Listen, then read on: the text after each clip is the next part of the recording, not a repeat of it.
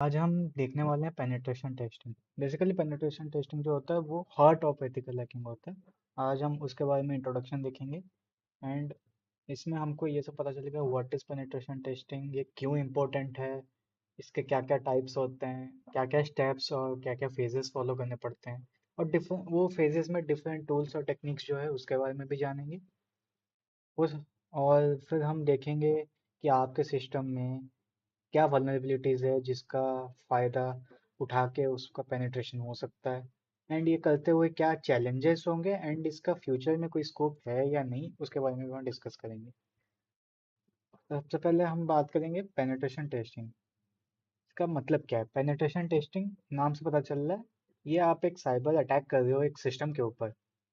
लेकिन penetration testing में दो मेजर चीज़ होती है। सबसे पहला, आपके पास परमिशन है, लाइक आप जिस सिस्टम पे अटैक कर रहे हो उसके अटैक करने का ऑथराइजेशन है आपके पास। और दूसरी चीज़, आप एक सिमुलेट कर रहे हो कि एक रियल लाइफ अटैक कैसे होगा। ठीक है।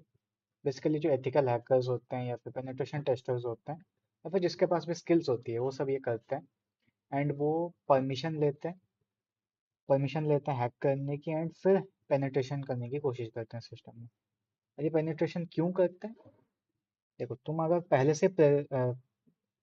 से पेनिट्रेशन कर दोगे तो तुम्हें पता चल जाएगी सिस्टम में कहाँ कहाँ वल्नरेबिलिटीज है और कहाँ कहाँ से अटैकर जो है उसको एक्सप्लॉइट कर सकता है। तो अगर तुम्हें वो वल्नरेबिलिटी पहले से ही पता चल जाएगी, you can fix that early on.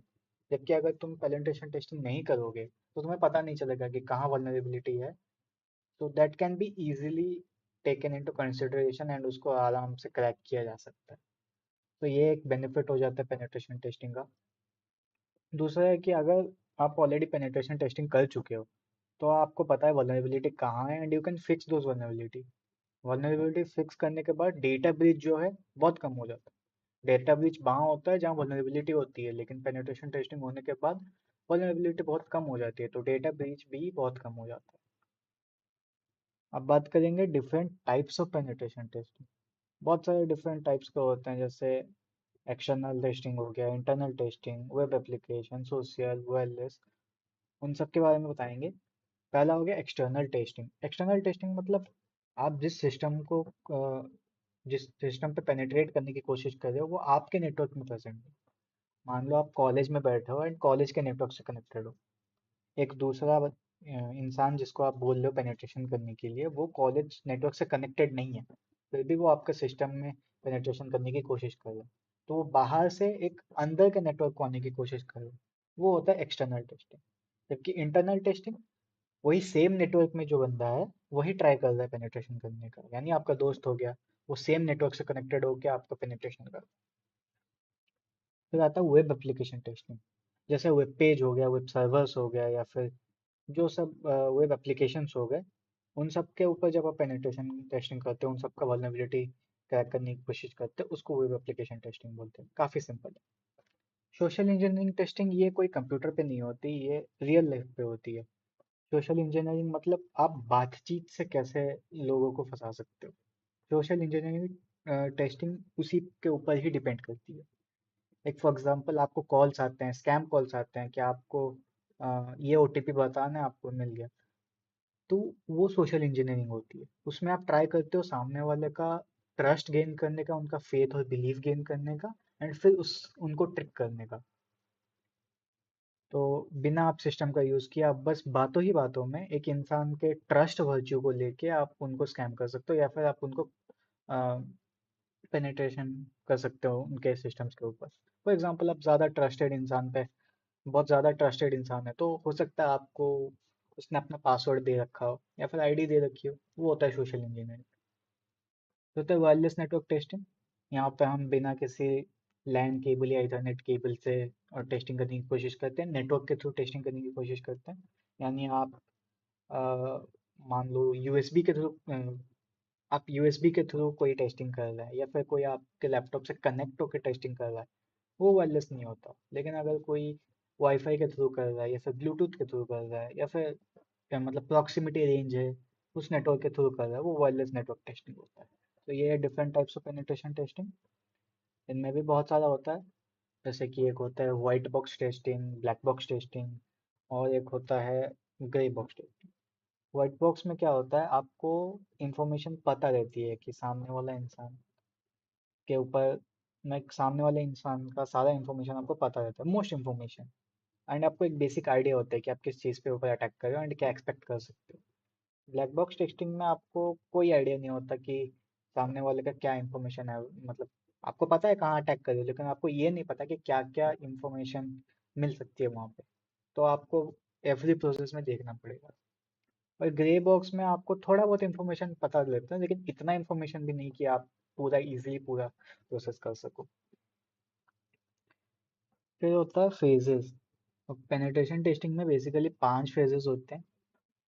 उनको भी अगर आप एलाबोरेट करोगे तो 6-7 फेजेस होते हैं। सबसे पहले हमारा होता है प्लानिंग फेज, जिसमें हम प्लान करते हैं कि किस प्रोसेस से हम जाएंगे, क्या मेथड्स हम यूज़ करेंगे, क्या टूल्स रहेंगे।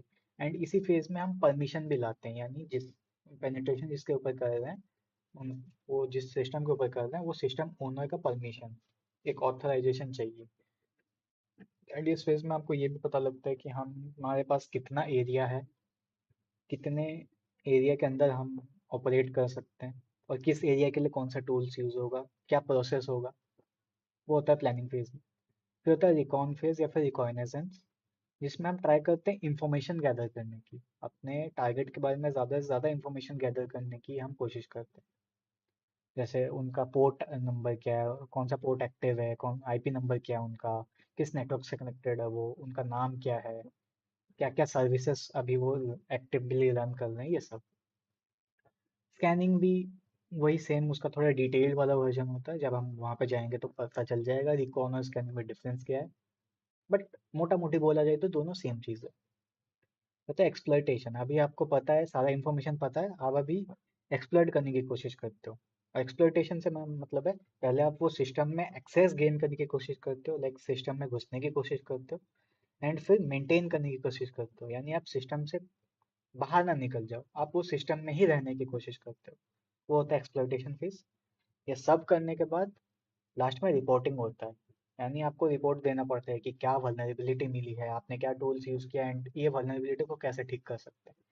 जो ओनर से आप परमिशन लाए थे, आपको ये रिपोर्ट उनको दिखानी पड़ेगी, ये वल्नरेबिलिटी है एंड आपको ये सब फिक्स करना पड़ेगा।